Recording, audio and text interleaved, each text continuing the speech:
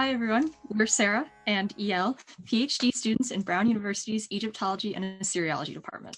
While there is certainly a lot of interesting academic work happening in Near Eastern studies, the Academy is not the only place to get caught up on the coolest news items.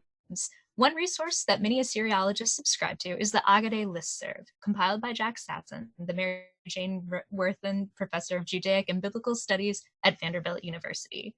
For more than 2 decades, Satson has been sending daily emails highlighting books, news, and opportunities within the field, which we want to share with you. In addition to the Agade list, we have scoured the internet for the most exciting news stories and public scholarship related to the ancient Near East.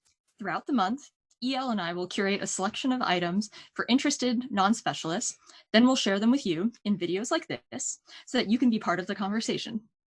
First up, last month we talked about Eleanor Robson's new book, Ancient Knowledge Networks, bringing actor network theory to the ancient Near East. Well, if we haven't convinced you to read it yet, check out Dr. Moody Al-Rashid's review of Robson's book for History Today, and let her discussion of bearded Barus, neglected Ashipu, and other humanized components of cuneiform scholarship sway your mind. Have questions about who gets to do history and whom historical studies affect kept you up at night? They didn't for Sam Butler either, at least not until after he had the chance to meet some people from the cultures that he studied. Read about his journey to question some of the basic and problematic premises of his field in the newly established blog, The Ratty.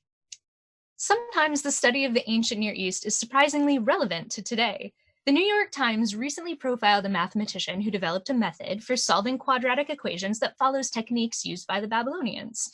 Take a look at how he's putting Babylonian knowledge to use today. Is math not your thing? Dubious about the New York Times presentation of Babylonian mathematical understanding? Take comfort in knowing that even those who study math or write professionally sometimes mess it up. Our very own EL walks us through different ways that ancient Egyptian has been translated and mistranslated over the decades over at the Journal of the History of Ideas blog, and see if you can apply these lessons to the New York Times article. The Institute for the Study of the Ancient World is hosting a conference on ancient cultures and modern games, including archaeology in and of games, game design, and pedagogy. Assassin's Creed, Forum, don't worry, they'll be talking about them.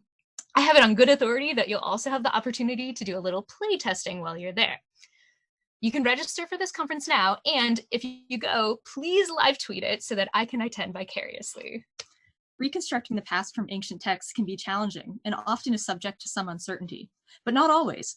Researchers from Hadassah Medical Center recently planted date palm seeds recovered from different archaeological sites.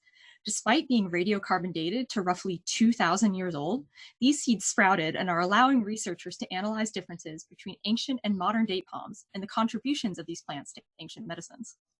Listen, sometimes the joy of this field comes from headlines where the phrase wild ass foot makes good scholarly sense. Just as Newsweek, who featured a story on a humanoid carving made of wild ass foot recently found in the ancient city of Çatalhöyük, Turkey. Besides being fun to say, this is an important discovery due to the unusual material and the human-like features found at the site, often called one of the world's first cities.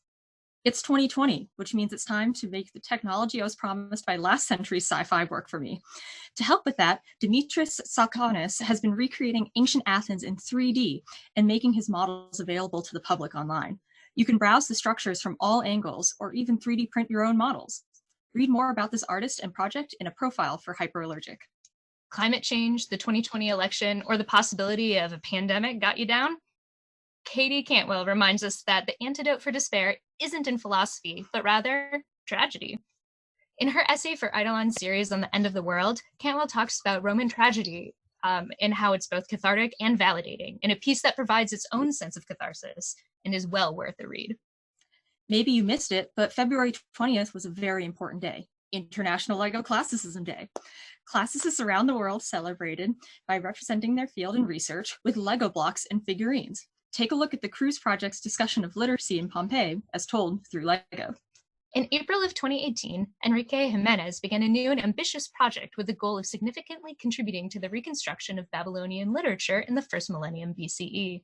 Jimenez himself writes in an article for the IAA about the electronic Babylonian literature project's work and the difficult task of dealing with thousands of tablet fragments. Archaeology has long been used as a tool to better understand the past. climate events, notable inventions, and even why ancient people loved eggplant so much. However, due to recent technological advancements, archaeology is more future-oriented than ever. Archaeological questions can give us answers to some of today's most pressing questions. Have you ever gone swimming and been disappointed to not chance upon an Egyptian artifact? Most people are, because it turns out it doesn't happen that often. A 3,400-year-old Egyptian anchor is now on display at the Israel Museum in Jerusalem after it was chanced upon by an Israeli veterinarian out for a swim. Sometimes the sea does archaeologists' job for them, and sometimes you just need the help of an avid swimmer. Awesome videos like this one are not the only places to get caught up on the latest research related to the ancient world. If you find yourself in New York City in the month of March, check out the plethora of events offered by NYU's Institute for the Study of the Ancient World. These events range from lectures and exhibit tours to whole lecture series and conferences. Close on the heels of an exciting human burial comes rare mummified lions out of Egypt. A recent article in Nature discusses the circumstances of the find and next steps for integrating the mummies into larger contexts. Egypt is currently keeping research into these rare finds to itself, but keep an eye out in spaces like this one for coming updates. Nature must have been on an Egyptology kick this month because it also recently reported on radar clues that have reignited theories on the possibility of previously unknown space beyond Tutankhamun's burial chamber. These radar surveys are the latest in a succession of projects by an Egyptian-led team in trying to confirm whether any chamber of secrets exists. We have long understood parts of history through Egyptology.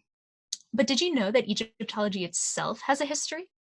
In a recent edited volume, Towards a History of Egyptology, a series of international and interdisciplinary scholars contribute a wide range of reflections on the past 200 years of the discipline of Egyptology. This book takes an important step in further integrating the study of the ancient world with modern debates and the construction of knowledge. Considering that I was told following my comprehensive exams that I needed more background on Persian period Mesopotamia, I certainly could have used this next volume. Studies in Ancient Persia and the Achaemenid period offers a collection of 8 essays covering the history and culture of 539 BCE to 330 BCE, when the Persians controlled the region. Pick up this book if you think you could have helped me with my exams. The world of the ancient Mediterranean is complex, with an interwoven fabric of people and cultures. Erica Ferg addresses these connections in her recent publication, Geography, Religion, and Gods and Saints in the Eastern Mediterranean. Plenty of shared religious practices arose out of proximity and many different forms of contact. This book is certainly one to pick up for students of ancient Near Eastern religion, of Mid-Eastern cultural history, and of world religious studies. Are you a teacher of Akkadian looking for more text to assign to your students? Then on behalf of all Akkadian students, maybe don't pick up the latest publication from the British Museum. Volumes 4 and 5 of the Catalogue of the Babylonian Tablets in the British Museum contains tablets excavated by, purchased, or donated to the museum between the years 1821 and 1881. These volumes provide much needed updated information on their provenance, history, and contents. That's it for February's selection. Thanks again to Dr. Sasson for his work on creating this list, for the community for creating awesome things, and for you and your interest. We'll see you next month with a selection of March's most interesting items.